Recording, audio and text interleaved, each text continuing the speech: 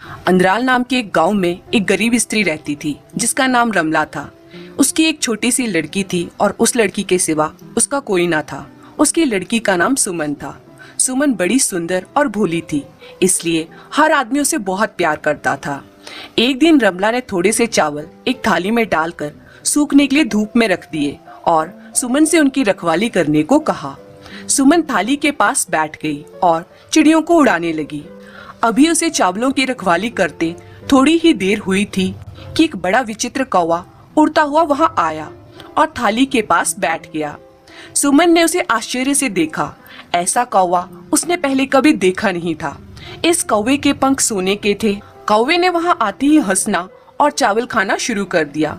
जब सुमन ने यह देखा तो उसकी आंखों में आंसू आ गए।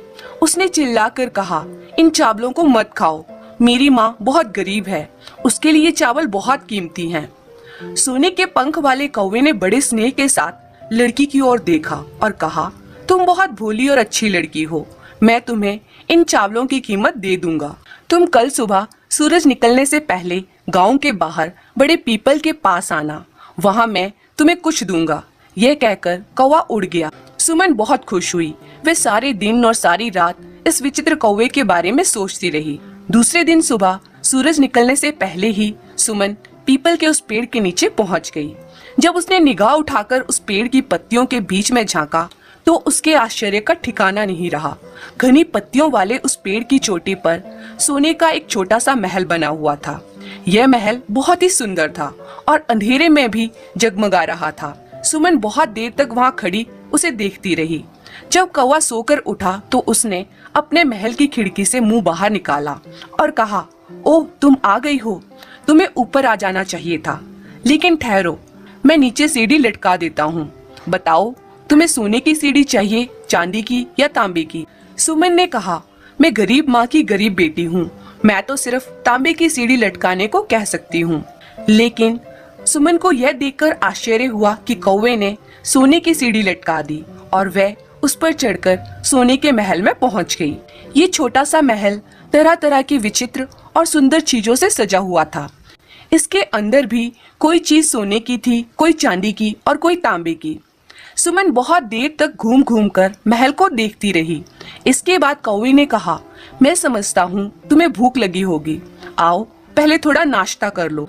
बताओ, तुम सोने की थाली में भोजन करोगी, चांदी की थाली में या तांबे की थाली में? सुमन ने उत्तर दिया, मैं गरीब माँ की गरीब बेटी हूँ, मैं तो सिर्फ तांबे की थाली को कह सकती हूँ। लेकिन उसे यह देखकर आश्चर्य हुआ कि उसे सोने की थाली में भोजन परोसा गया।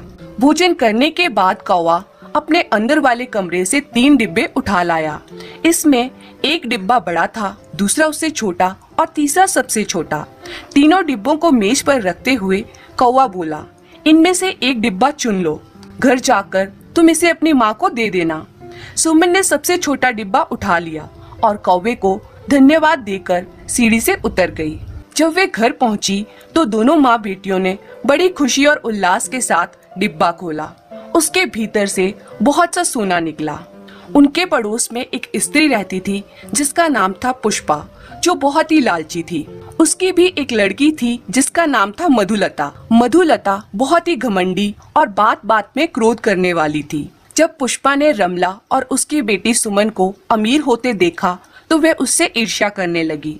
बहुत कोशिश करने के बाद उसने उनके अमीर होने का रहस्य पता लगा लिया।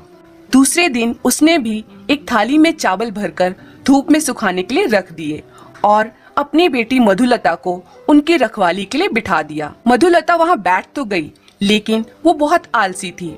थोड़ी देर तक तो वे चिड़ियों को उड़ाती रही, फिर थक कर एक ओर बैठ गई और पक्षी आ आकर उसके चावलों को खाने लगी। जब उन्होंने आधे से भी ज्यादा चावल खा डाले तो वह विचित्र कौवा वहां आया और चावल खाने लगा। उसे देखते ही मधुलता जोर से चिल्लाकर बोली, ए कौवा, जो चावल तुमने खाए हैं तुम्हें उनकी कीमत देनी पड़ेगी। हमें ये चावल मुफ्त में ही नहीं मिले हैं जो तुम इस तरह इन्हें खाए जा रहे हो। कौवे ने क्रोध से मधुलता की तरफ देखा, लेकिन फिर उसने नम्र स्वर में कहा, अच्छा मैं तुम्हें चावलों की कीमत दे दूंगा। तुम कल सुबह ही सूरज निकलने से पहले उस बड़े पीपल के पेड़ के नीचे आ जाना, वहां मैं तुम्हें कुछ दूंगा। इतना कहकर कौवा उड़ गया। दूसरे दिन सुबह ही मधुलता पीपल के उस बड़े से पेड़ के नीचे पहुंच गई और कौवे के जागने की प्रतीक्षा किए बिना ही जोर से चिल्लाकर बोली, ए कौवे, मैं आ गई हूँ, अब मुझे मेरे चावलों की कीमत दे दो। कौवे ने अपने सोने की महल की खिड़की से अपना सिर बाहर निकाला और कहा, जरा ठहरो, मैं नीचे सीढ़ी लटका देता हूँ, तुम्हें उस पर चढ़कर ऊपर आना होगा। बताओ, तुम्हें सोने की सीढ़ी चाहिए, चांदी की या तांबे की? मधुलता ने तुरंत ही कहा, तांबे की सीढ़ी पर चढ़ने से तो मेरे हाथ छिल जाएंगे, मुझे तो सोने की सीढ़ी चाहिए। लेकिन मधुलता को यह देखकर आश्चर्य हुआ कि कौवे ने उसके लिए तांबे की सीढ़ी लटकाई। उसी सीढ़ी पर चढ़कर मधुलता कौवे के सोने के महल में पहुंच गई। उसके वहां पहुंचते ही कौवे ने पूछा, तुम्हें भूख लगी होगी, पहले थोड़ा नाश्ता कर लो। बताओ, तुम सोने की थाली में भोजन करोगी, चांदी की थाली में या तांबे की थाली में? लालची मधुलता ने उत्तर दिया, मैंने तो तांबे की थाली में कभी भोजन नहीं किया, मुझे तो सोने की थाली चाहिए। लेकिन उसे यह देखकर निराशा हुई कि उसे तांबे की थाली में ही भोजन परोसा गया। भोजन करवाने के बाद कौवा अपने अंदर वाले कमरे से 3 डिब्बे उठा लाया। इसमें एक डिब्बा बड़ा था, दूसरा उससे छोटा और तीसरा सबसे छोटा। तीनों डिब्बों को मेज पर रखते हुए कौवा बोला, इनमें से एक डिब्बा चुन लो, घर जाकर तुम इसे अपनी माँ को दे देना। लालची मधुलता ने सबसे बड़ा डिब्बा उठा लिया और कौवे को धन्यवाद दिए बिना ही सीढ़ी से उतर गई। जब वे घर पहुंची तो दोनों माँ बेटियों ने बड़ी खुशी और उल्लास के साथ डिब्बा खोला।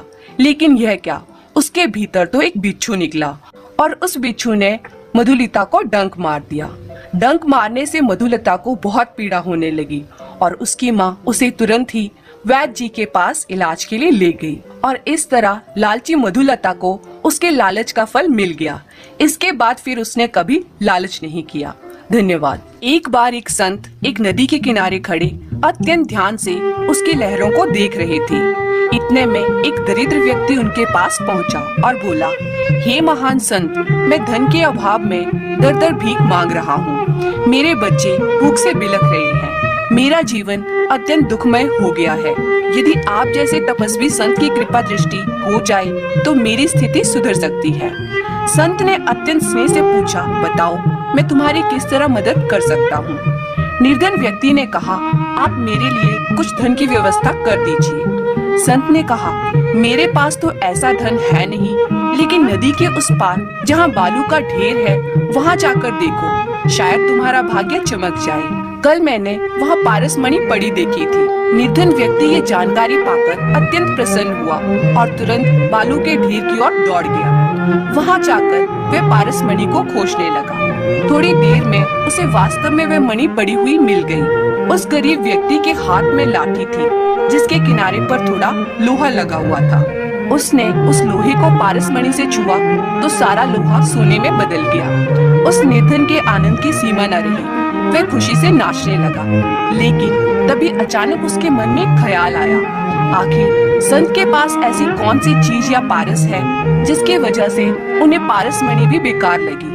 वह फिर संत के पास वापस पहुंचा और बोला, करुणामय संत जी, इस बार मैं कुछ मांगने नहीं आया हूँ, सिर्फ एक जानकारी चाहता हूँ। कृपया यह बता दीजिए कि वे कौन सी चीज है जिसे पाकर आपने पारस मणि को भी पत्थर की तरह तुच्छ समझा और उसे आप वहीं छोड़कर आ गए। इसके उत्तर में संत ने केवल 3 अक्षरों का एक छोटा सा शब्द अपने मुख से निकाला, संतोष। संत ने आगे कहा कि इस संसार में संतोष ही एक ऐसा धन है जिसे पाकर मनुष्य सदा सुखी रह सकता है।